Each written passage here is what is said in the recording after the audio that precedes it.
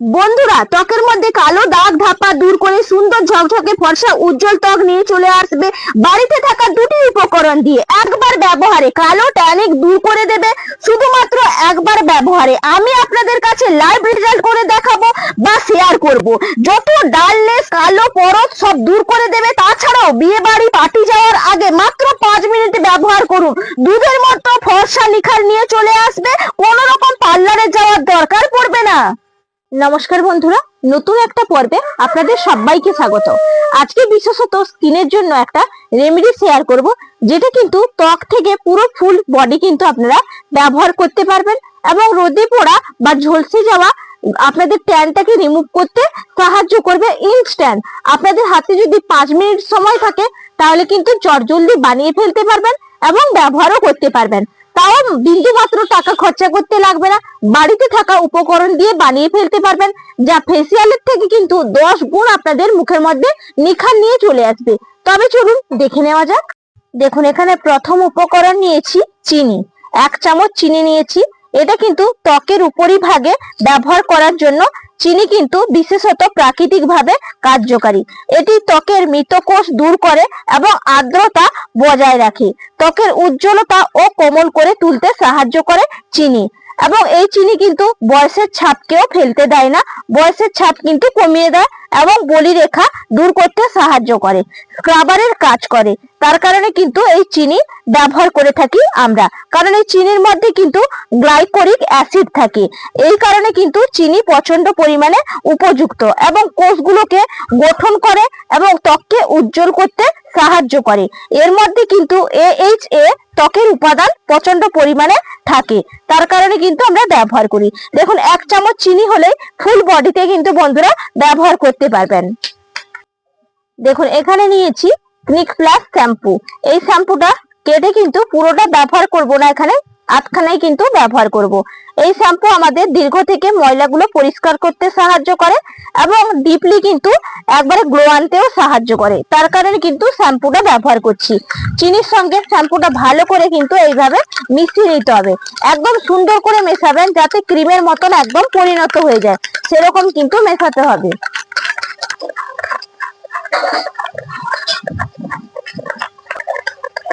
দেখুন, সুন্দর করে কিন্তু একবারে মিশিয়ে নিয়েছি। এই দেখুন, পুরো একবারে অ্যাডজাস্ট ক্রিমের মতন কিন্তু তৈরি হয়ে গেছে। দেখেই বুঝতেই পারছেন, এইভাবে কিন্তু আপনাদেরকে তৈরি করতে হবে এবং চিনিটাকে সুন্দর করে মিশিয়ে নিতে হবে। এরপরে দেখুন, উপকরণ হচ্ছে টুথপেস্ট। এখানে দেখুন, টুথপেস্টটা কিন্তু পরিমাপ অনুযায়ী নিয়ে নিচ্ছি, খুব একটা বেশি নেওয়ার দরকার নেই, যতটা নিয়েছি দেখেই বুঝতেই পারছেন। কোলগেটটা কিন্তু ভালো করেও মিশিয়ে নিতে হবে, যেইভাবে কিন্তু আমি চিনি বা শ্যাম্পুটা মিশিয়েছি সেইভাবে মেশাবো। আর এই টুথপেস্টের মধ্যে কিন্তু থাকে সোডিয়াম বা লরিল এবং সালফেট বা SLS বা ফ্লোরাইড, এবং এটা কিন্তু প্রচন্ড পরিমাণে কালো ময়লা পরিষ্কার করতে সাহায্য করে এবং ত্বকটাকে মারাত্মকভাবে শুষ্কতার হাত থেকেও কিন্তু রক্ষা করে।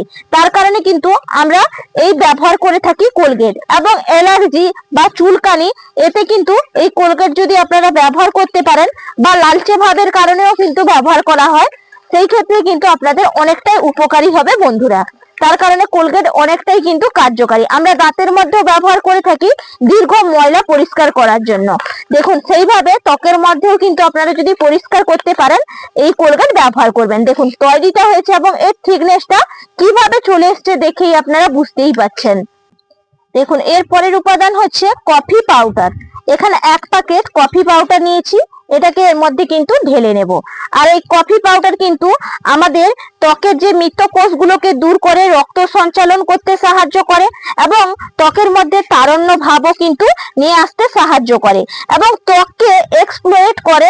আর কফির এই যে দানাগুলো থাকে না, এগুলো কিন্তু স্ক্রাবারেরও কাজ করে থাকে। রোদ থেকে এলে রোদে পড়া দাগ বা ট্যানকে পরিষ্কার করতে সাহায্য করে, কারণ এর মধ্যে আছে অ্যান্টিঅক্সিডেন্ট, যা বয়সের ছাপ এবং বলিরেখা দূর করতেও সাহায্য করবে এবং ত্বকটাকে ভালো রাখে, সতেজ রাখে। তার কারণে কিন্তু এখানে কফিটা ব্যবহার করছি। দেখুন, কত সুন্দর রেমেডিটা তৈরি হয়েছে।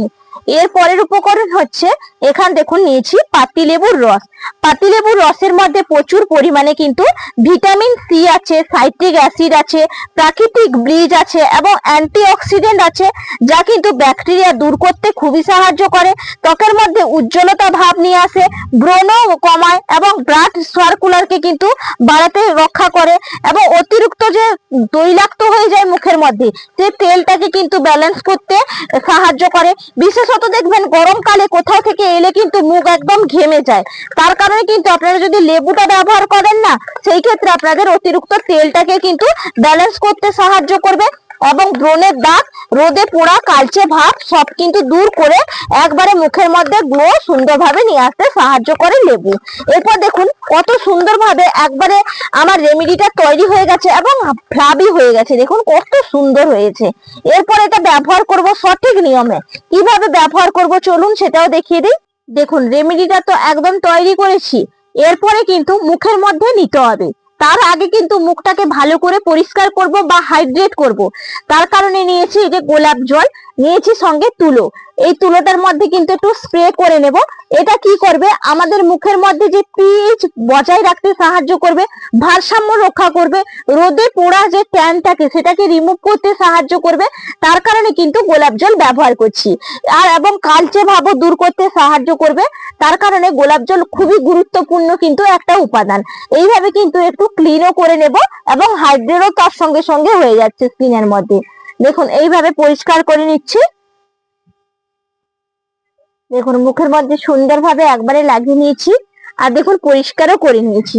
দেখুন মুখটা যত পরিষ্কার থাকুক তবুও আপনারা যখন কোনো ফেসিয়াল করবেন, বাড়িতে বসে তো করতে হবে বা পার্লারে গিয়ে করলে তখন তো ক্লিন করেই দেয়, আর যদি বাড়িতে বসে করেন তখন কিন্তু সুন্দর করে ক্লিন করবেন।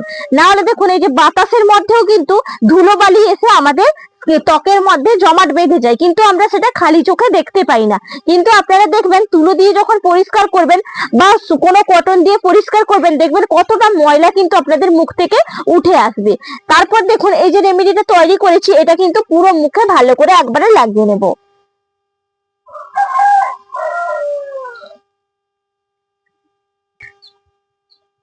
দেখুন পুরো মুখে একবারে সুন্দর করে কিন্তু লাগিয়ে নিলাম। এরপর মুখের মধ্যে 10 মিনিট রাখবো, 10 মিনিট বাদে ফিরে আসছি। দেখুন আমি 10 মিনিট বাদে ফিরে এলাম। এরপর মুখটা ক্লিন করব, তার আগে একটু জল হাতের মধ্যে নিয়ে জাস্ট একটু কিন্তু মাসাজ করে নিচ্ছি, এতে কিন্তু তুলতে অনেকটাই আমার সুবিধা হবে। দেখুন মুখটার মধ্যে কিন্তু সুন্দরভাবে একবারে মাসাজ করে নিয়েছি। এরপরে মুখটাকে ভালো করে প্লেন জল দিয়ে ধুয়ে নেব। দেখুন মুখটা কিন্তু একদম জল দিয়ে ধুয়ে নিয়েছি, এরপর টাওয়াল দিয়ে মুছে নেব।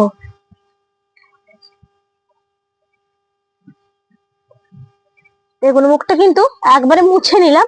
আপনারা চাইলে কিন্তু একটু বেশি টাইমও রাখতে পারেন, প্রায় 20 মিনিট মতো মুখের মধ্যে রাখতে পারেন।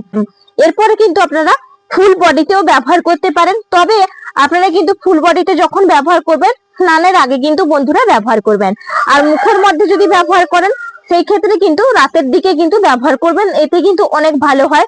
রোদের যে তীব্র তাপটা কিন্তু মুখের মধ্যে লাগবে না, সেই কারণে আপনারা কিন্তু রাতের দিকেই করতে পারেন।